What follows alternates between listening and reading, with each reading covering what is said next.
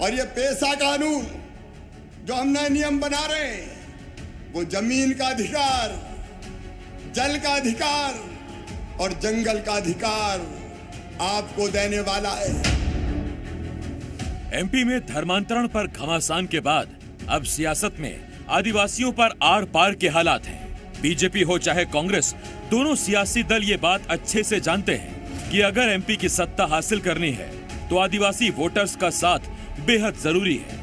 2018 में शिवराज सरकार के जाने का एक बड़ा कारण आदिवासियों की नाराजगी भी रही थी। आदिवासियों को साधने की कोशिशों के बीच अब जब बिरसा मुंडा की जयंती आई तो जनजातीय गौरव दिवस पर दोनों सियासी दलों की तरफ से फिर जुबानी जंग देखने को मिली है। कांग्रेस ने बीजेपी पर आदिवासियों का हक मारने और उनकी जमीनें छीनने का आरोप लगाया।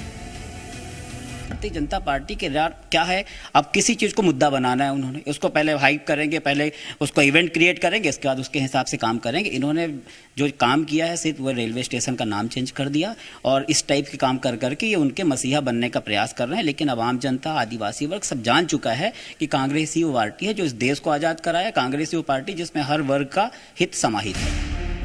एक तरफ कांग्रेस आदिवासियों को लेकर बीजेपी पर हमलावर है तो वहीं बीजेपी ने एक सुर में कांग्रेस को आदिवासी विरोधी बताया है। इतना ही नहीं, बीजेपी नेताओं ने तो अपनी ही सरकार से मांग कर दी कि आदिवासियों की जमीनें कब्जाने वाले आरोपी कांग्रेस नेताओं के खिलाफ बड़ी जांच की जाए और दोषियों को सख्त सजा दी जाए।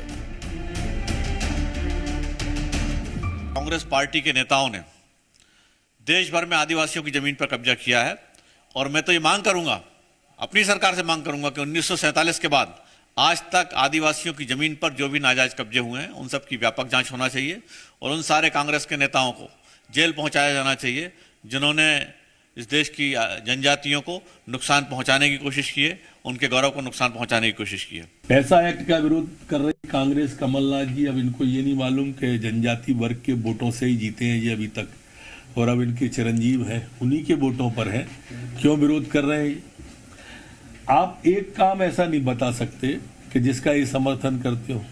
हर बात का विरोध करते हैं, अच्छे का भी और बुरे का भी, और यही कारण है कि कभी पिछले 20 साल में इन्हें हमसे ज्यादा वोट नहीं मिले। अब सवाल ये है कि आदिवासियों की जमीनें किसने छीनी? सवाल ये है कि आदिवासियों का सच्चा हितैषी कौन है? और सबसे बड़ा सवाल ये, अब की बार आदिवासी किसका साथ देंगे? आकाश द्विवेदी, जी मीडिया, भोपाल। खबरों में बने रहने के लिए आप हमारे फेसबुक, ट्विटर और इंस्टाग्राम पेज को फॉलो कर सकते हैं। लेटेस्ट अपडेट के लिए आप हमारे यूट्यूब चैनल को सब्सक्राइब भी कर सकते हैं और हाँ, बेल आइकन पर क्लिक करना ना भूलें।